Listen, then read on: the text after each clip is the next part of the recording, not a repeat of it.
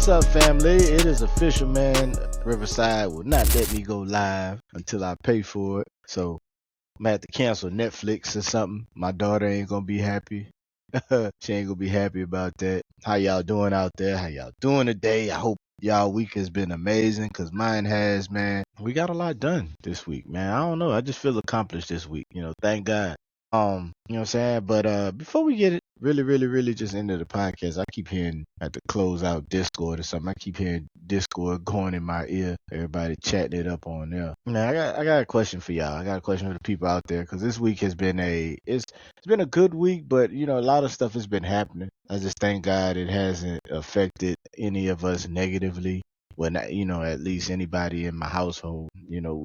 Everybody's still kind of vibing, high spirited right now. But have you ever been in a situation to where you needed help, but you almost didn't ask for it? But what I'm saying, not because you was too proud, not because what I'm saying, you was prideful or anything like that, but you was afraid of what would come out of that. What I'm saying, it's crazy, because sometimes the hardest thing about struggling is not it's not struggling, it's what comes with it, what comes afterwards. You got them people out there that kind of remind you of what you do for them, and I mean what they, not what you do for them, but what they did for you, and so on and so forth. You know what I'm saying? They kind of put you in a bad spot, kind of hold it over your head. So today I want to talk about something that I don't think people hear about enough. You know what I'm saying? Some people call it financial abuse. Some people call it financial control. Some people call it financial manipulation. You know what I'm saying? And I want to talk about that, and why some of us rather struggle in silence, rather than owe somebody a favor. And jobs are guilty of this too. So, yeah. With all that being said, man, this is where we talk about, we just want to continue to welcome everybody into the Mental Game Podcast. This is where we talk about faith, mental health, family, purpose.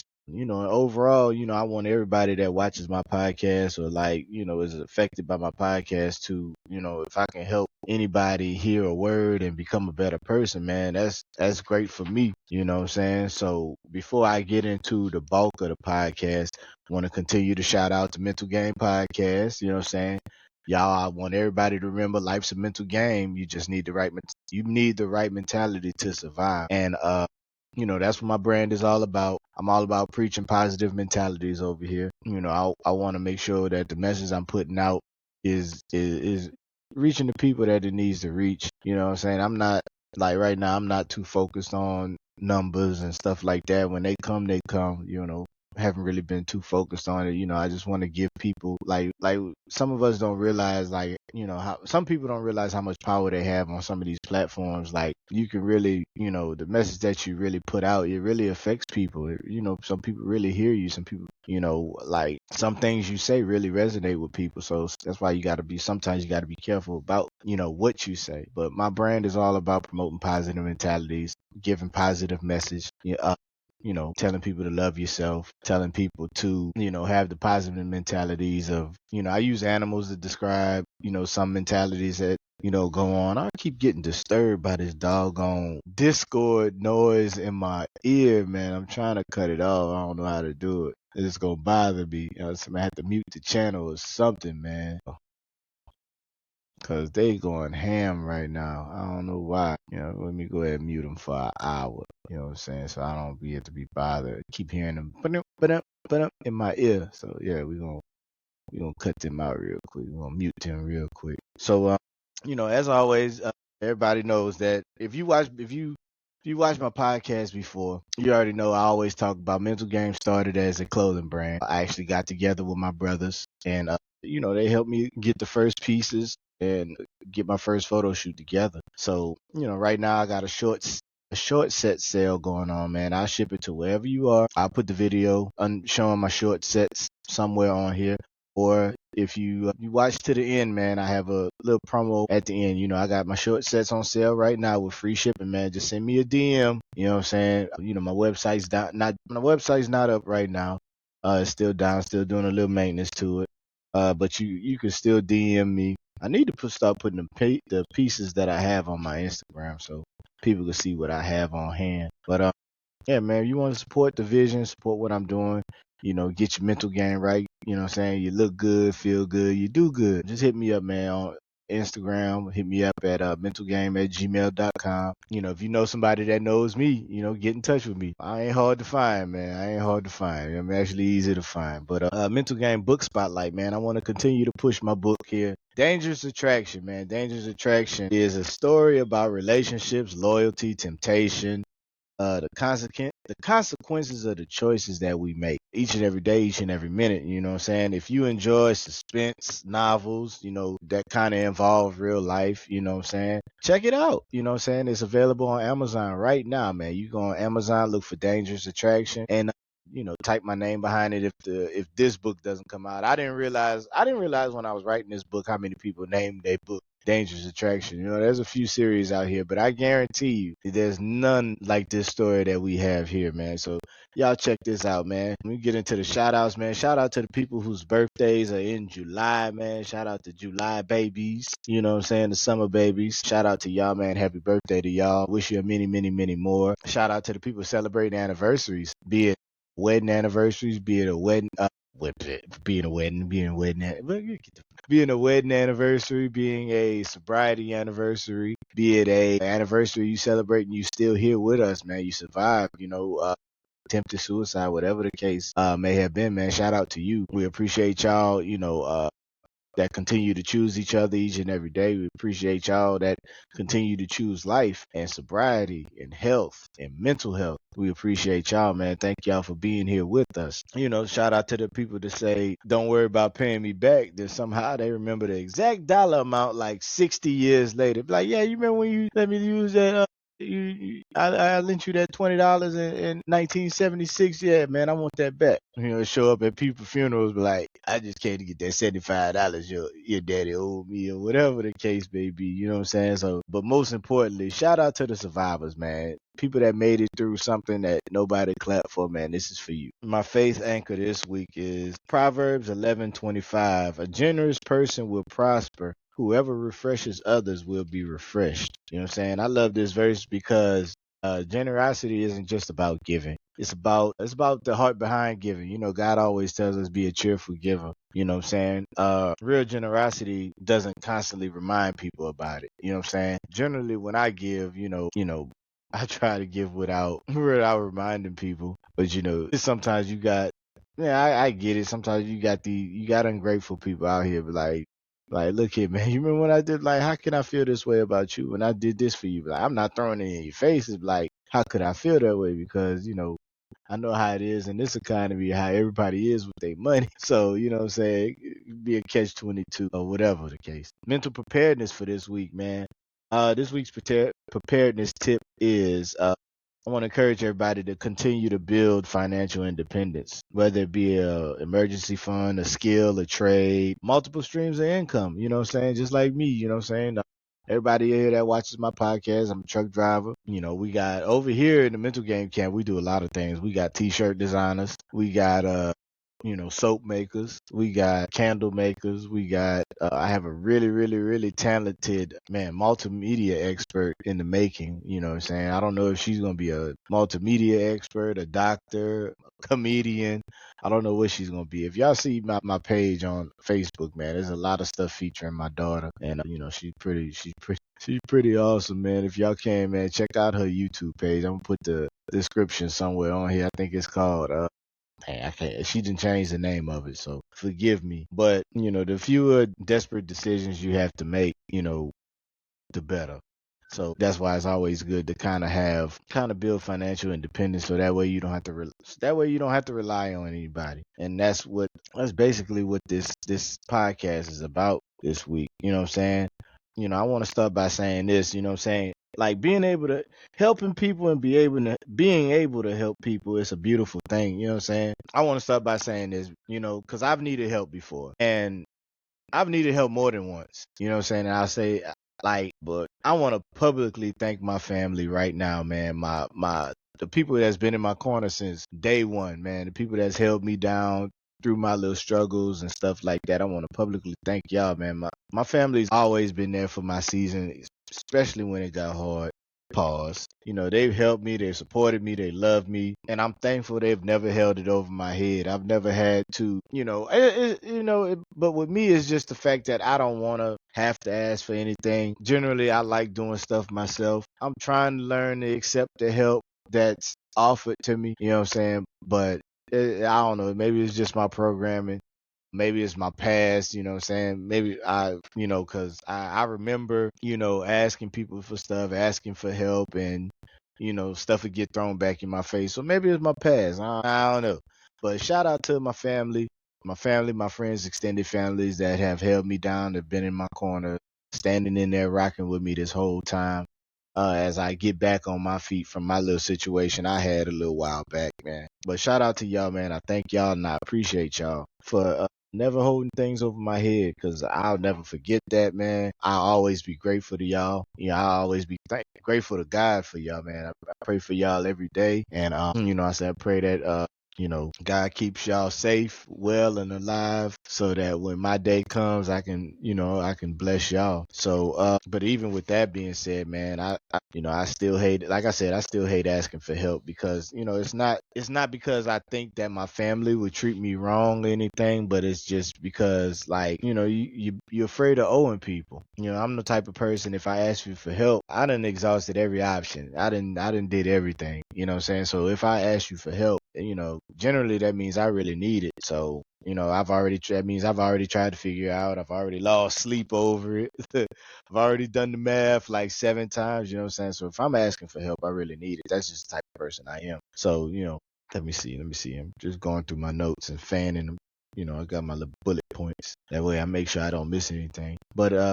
But we come to a place, some people, have the unfortunate time in their life where they come to a point where not everybody helps you because they have good intentions or they care. You got some people out here, they just want access, and they would just want an opportunity to be able to hold things over your head. And every time you start, whatever the case may be, trying to stand up for yourself, they start to throw stuff in your face like, you know what I'm saying, like you own.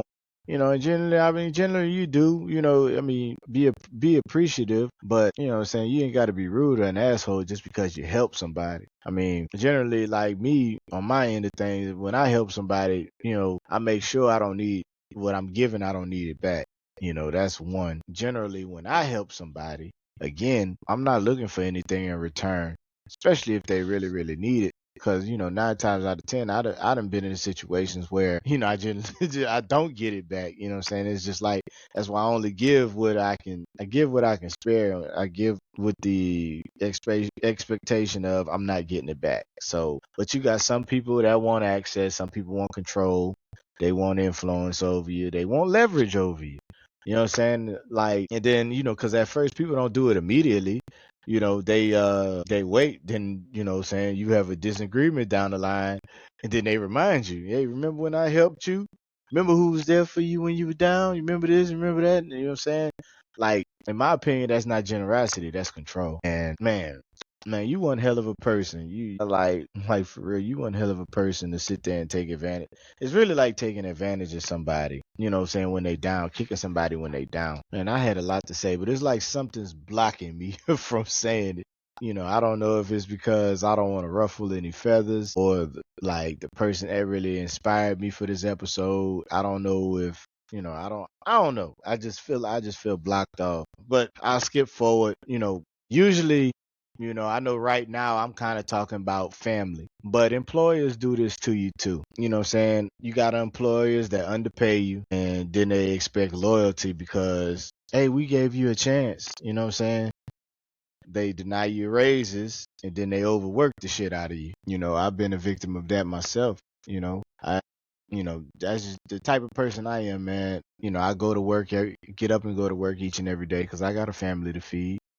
And Uh, I was in a situation. I loved what I did. I didn't necessarily get along with management or anything like that, but I'm the type of person, I'm always do what I'm supposed to do at work. So, I showed up underpaid, overworked for 11 years for a company. And when they felt it was time, felt like it was time for me to go, I was gone, what I'm saying? But these employers out here, not everybody. I'm blessed right now to work for an employer that, actually like, is showing some appreciation, and I can see the differences, and they kind of laugh at me when I tell them about it. Say, man, y'all gotta understand, man, I was in an abusive relationship for 11 years.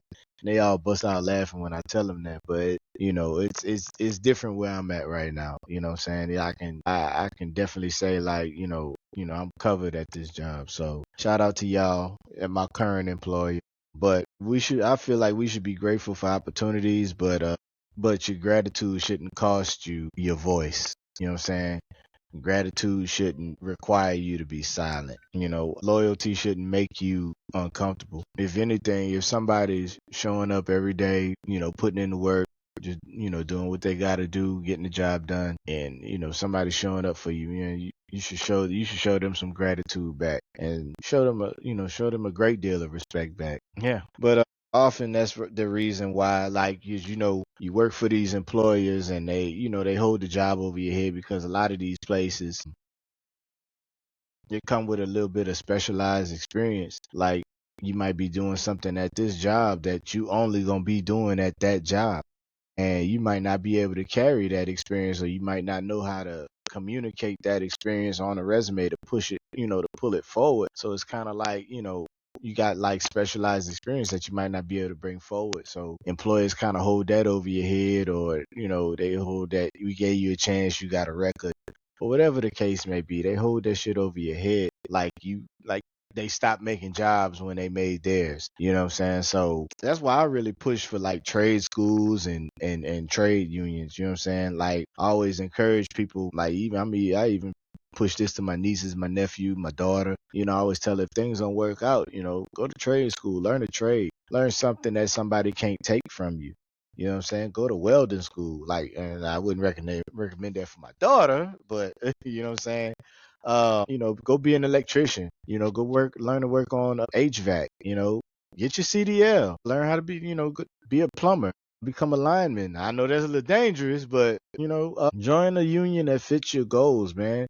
Like I always said, man, what started me on my journey, man, like I told you, I worked for some people that, like, they would portray like they had my best interests at heart, but, they didn't make me feel like they did. And they would always tell me when I didn't want to do something that they wanted me to do, and it wasn't really a policy thing, you know what I'm saying? It was an unethical thing unethical things they would ask me to do, and I wouldn't do them, and they'll be like, hey, you like your job, you kind of get that vibe from them. They kind of give you those little words that kind of say things without saying. And I got tired of that, man. I got tired of that. And at the time, I was I think I was 30 years old. You know what I'm saying? And I thought to myself, and I shouldn't have. And like, don't let y'all story be my story. I was 31 years old, and I had been at this job since I was 24. And then at this time, I got tired of dealing with people telling me in so many words and so many ways. You know what I'm saying?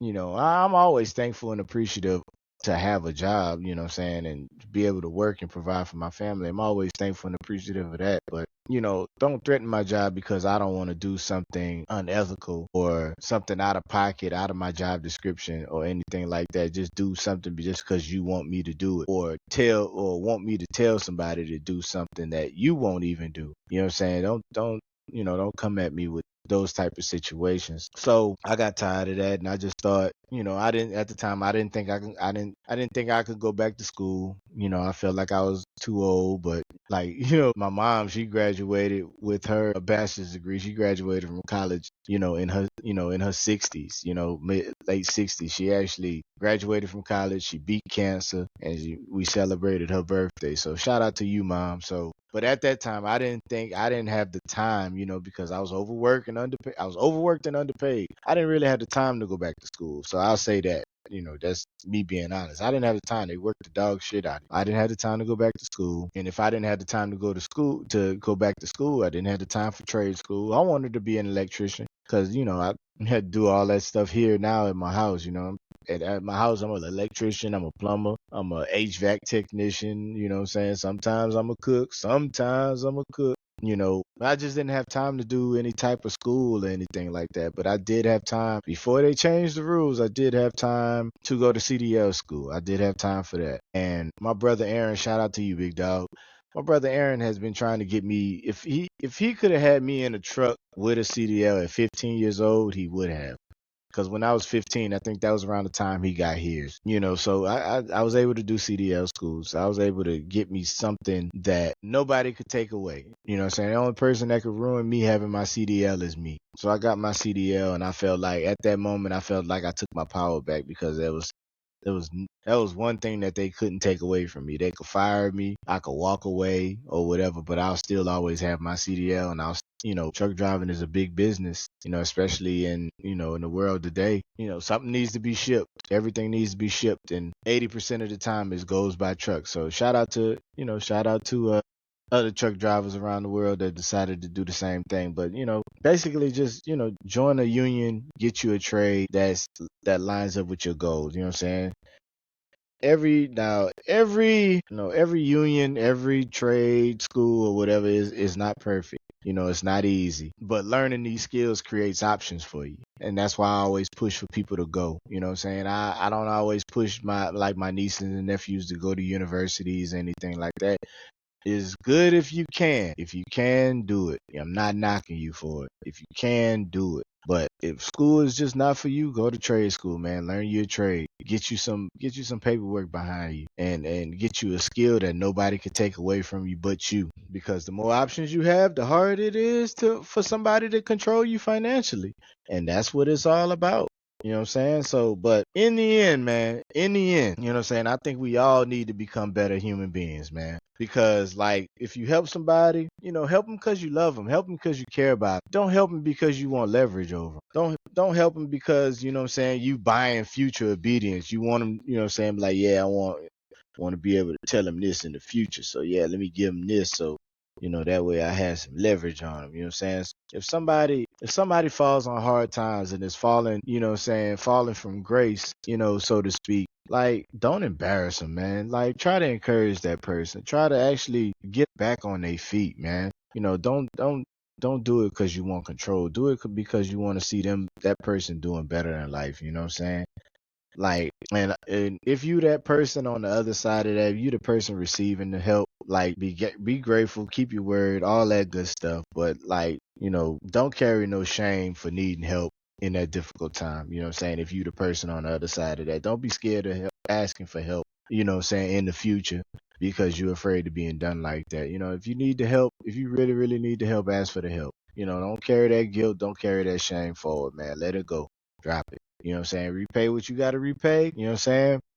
But yeah, let that be it. So, this week I want everybody to think about a few things. You know what I'm saying? If you can help somebody, man, do it without the recognition. Do it without the applause. Do it without the accolades for it. Do it without expecting somebody to pat you on the back. You know what I'm saying? Two, if you probably at a midpoint in your life and you kind of thinking about switching up your career, doing something else, you stuck at a dead end job where the people aren't rewarding you for your hard work and your time, invest in a skill that might give you more financial freedom, you know what I'm saying? Or at least job security, And three, if somebody helped you, just continue to express gratitude, continue to be thankful for everything that they do. That's the best thing you can do.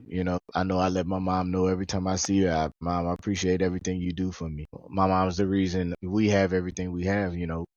At first she laid down her life, for me, and she always kind of reminds me of it in a playful way. She don't hold it over my head or anything like that, but my mom almost died giving birth to me, so I'm thankful she took a risk and had your boy, you know what I mean? So I just want to leave y'all with this, man. If you're struggling, don't let fear keep you from reaching trustworthy people, because there's a lot of good people out here. I've met a lot of good people, and I make sure I treat them right. You know what I'm saying? So one question I want to leave y'all with, man. Have you ever avoided asking for help because you were afraid of what it might cost you emotionally? Let me know in the comments, man. Come on, y'all. Let's interact, man. Let's talk about it. Let me know in the comments, man. Like, have you ever avoided asking for help because you were afraid of what it might cost you emotionally? Like, none of us, I just want everybody to remember, none of us go through life completely alone. None of us go through life. We're not supposed to go through life completely alone. We're supposed to depend on each other. Every single one of us needs somebody, man. I don't believe we were out here built to operate on our own, man. It goes back to babies, man. There was an experiment I heard of a long time ago where it was probably some sick individuals that did this, because it was fucked up from my point of view. You had two babies. One baby was cared for and coddled and fed and loved and kissed on. One baby was only picked up when it needed to be fed and changed and reclothed. And one baby survived and one didn't. Can you guess which one didn't survive? So I don't believe that we were put on this earth to be alone, to be lone wolves, so to speak. I believe we're all here to depend on each other. We're all here to help each other. And, I know this world we're coming up in that's becoming more and more far-fetched, more and more unbelievable. But, I believe we're all here to depend on each other. I believe that we all here to lean on each other. I believe, like, half the battle is just finding our people. Finding the people we can depend on, finding the people we can trust. And, somebody told me a long time ago, A alike, B alike, C alike. So, if today's conversation meant something to you, share it with somebody. Like I said, I love to hear your thoughts. I love the comments. The comments are starting to come in. I appreciate everybody that's listening and watching and, sharing my videos, sharing my clips, collaborating. And, I just appreciate all y'all, man, for just participating and helping me push the Mental Game Podcast forward. Dang, I'm losing my notes here. Yeah. But the greatest acts of generosity don't create debt. They create dignity. Real love doesn't keep score. And it's funny because I told my wife that, because she's like, every time something happens, you conveniently remember. But every time you do something, you just be like, I don't keep score. I'm like, no, it just reminds me of it because it's funny. But, real love doesn't keep score. And real love and real help doesn't demand a lifetime of repayment. If you help somebody, help them out of the kindness of your heart. Help and give without expectation. You know what I'm saying? Let's be good human beings to each other, man. But I'm gonna leave y'all with that. And as always, man, y'all make sure y'all be focused and not foolish, man. And we out. Holla at y'all. Love y'all, man.